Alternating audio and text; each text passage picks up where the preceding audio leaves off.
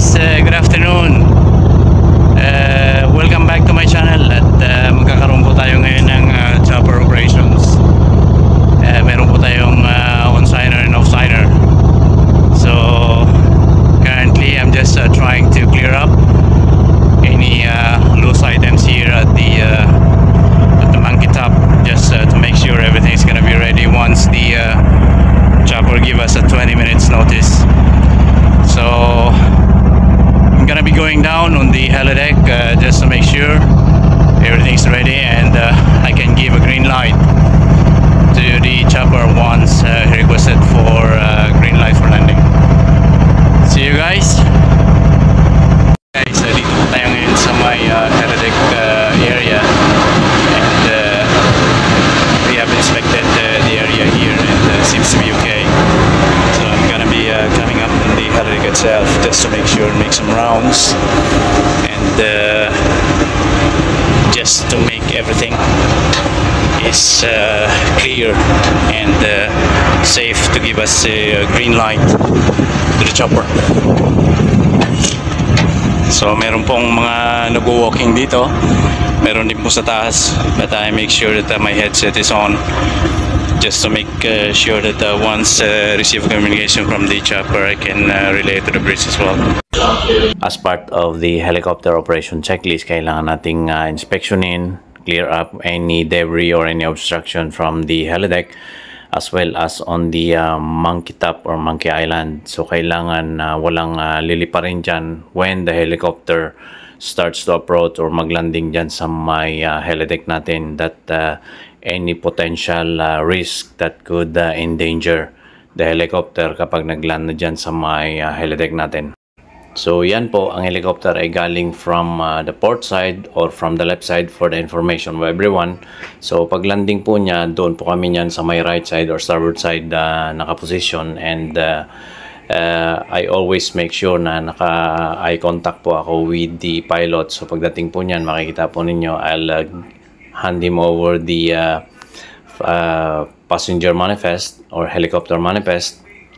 Then tatayo po ako dyan sa may forward ng helicopter, just trying to seeing everything sa helideck are okay. Tapos I'll make sure I have a visual and eye contact most of the time with the pilot. So hindi na po ako tutulong dyan, at I'll just let my HDA or helideck assistant na tutulong sa may tutulong sa may passenger. So sa may as a whole, sa may helicopter operation na to, a day before, inihanda na po namin yan helicopter manifest, nakapag-weigh in na, nakuha na namin lahat ng ng weights na kakailanganin, bagahe, weights ng passenger na uuwi, tapos kung ilang bagahe mayroon siya, tapos a day, lahat niya nakahanda na. Tapos on the day ng flight,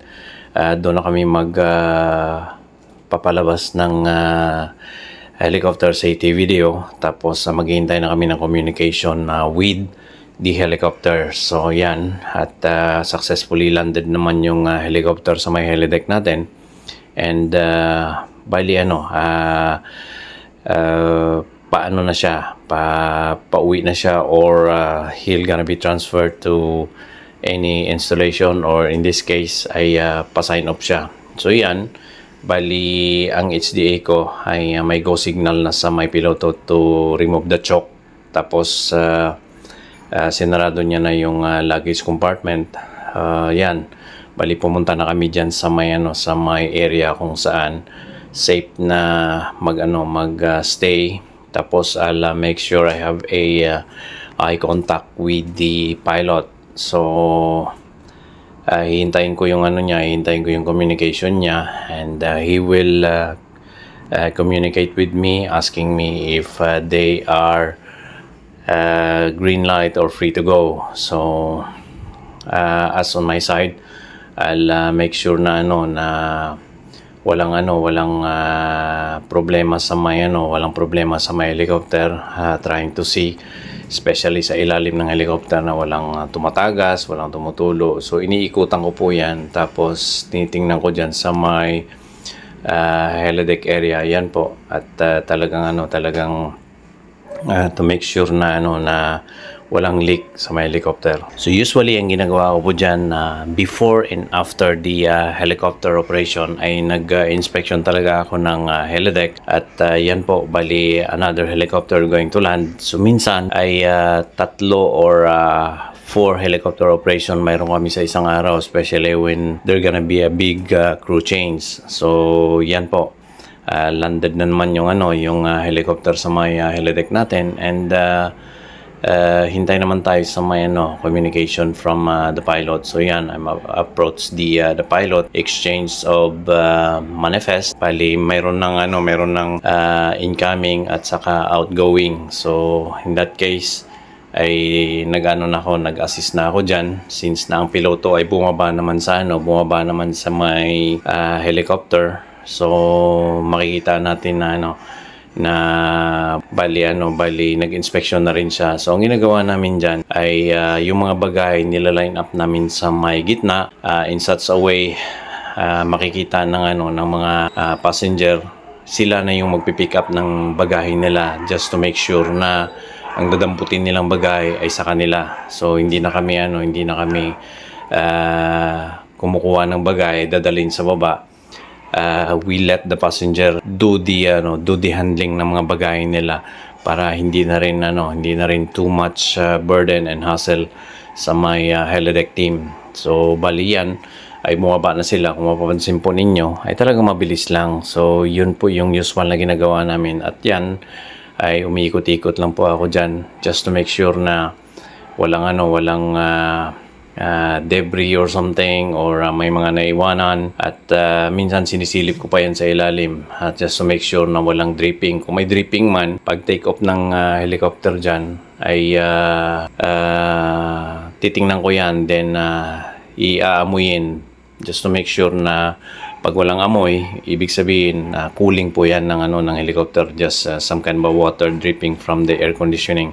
Pero pag may amoy, so I'll contact the bridge, then they communicate with the helicopters. So far, for how many years na involved ako sa my helicopter operation, ay wala pa naman akong na-experience na ganyan. Pero that's my tip, which is tip din yan sa akin ng mga ibang helicopter landing officer before, as well as sa mga training. Yan din yung isa sa mga tinuturo nila. After ng take-off, ikutan mo rin uli. So yan ang ginagawa. So makikita po ninyo guys, yung mga pasahero, ganun din ang ginagawa nila. Nilalatag lang din nila yung yung bagahe nila para kami na lang ang magsalansan. In such a way ay walang gulo na na mangyayari sa pagdi-deliver ng bagahe. So paglatag nila ng bagahe nila sa gitna, diretso na sila doon sa loob. So that's the most easiest way or efficient way sa pag-handle ng baggage sa may helideck. So yan, mabilis lang, at makikita ng piloto. So nag-give na siya ng signal sa akin, then signal sa HDA to remove the choke. So once the choke is removed, that's one of the signs na ready na yung helicopter to take off. So ang ginagawa po dyan ng mga piloto ay they do their checklist, pre-departure checklist, at makikita po namin dyan na meron silang papel na hinawakan. So naghihintay na lang kami dyan. So sa side ko, I'll wait for the hand signal from the pilot and communication from the pilot if he had some kind of a green light to depart. So communication wise, magre-response na lang ako, then after that babalik na ako sa bridge. So yan, another helicopter na naman. Kinat ko lang to yung video na to, at papakita sa inyo na tuloy-tuloy po yung helicopter natin dyan, at balik na uli kami dyan sa may usual helicopter operation. So yan, makikita po ninyo exchange of manifest. So mayroong pababa, mayroong pasampa. So yan, tumulong na rin yung piloto na magbuhat ng mga bagay. So bihira po yan. So we are thankful sa piloto na to, masipag at tumutulong talaga. So may mga ibang piloto na talagang tatayuan ka lang, hindi na yan tutulong. So kinakita po ninyo, siya pa yung nagbukas ng passenger door which is supposed to be ay kami po yan. Magsasenyas lang siya sa amin na pwede nang buksan, pwede nang bumaba yung mga pasahero. Pero sa case na to, siya na mismo yung nagbukas. Then to make sure na bababa yung yung mga passenger na karga niya. So sa side ko ay tatayo na lang ako din dyan. Monitor ko yung operation sa may helideck. So kung makikita po ninyo ay dyan ako palagi nakatayo in front of the helicopter just to make sure everything is on my my view, nakikita ko.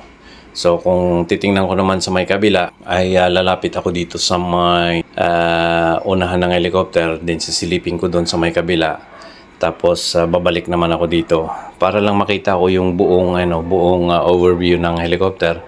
Walang obstruction or anything na could risk the helicopter sa case na yan. So yan, bali usual, bali lumalapit po ako, pero tinitingnan ko lang usually 90 degree. So sa standby ako dun sa may forward, then iikot dito sa side sa my door, at babalik naman ako doon sa may forward ng helicopter. So bali hinintay na lang po natin, kaya medyo matagal yan for the information of everyone, kasi ang suot nilang vest or something, suot ng mga passenger ay i-handover po ng mga passenger yan sa may off-signer. Kaya diyan medyo takes time po yan.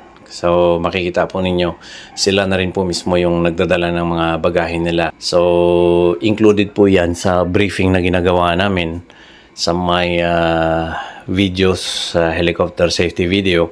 Kapag nagpapalabas kami ng video sa mga off-signers, sinasabi na rin namin yan na kayo na ang magbitbit ng bagahe, kasi may mga question minsan na sasabi bakit kailangan daw sila na yung magbitbit, sa iba naman daw ay mayroong taga-bitbit. So sabi namin, since na limited lang po yung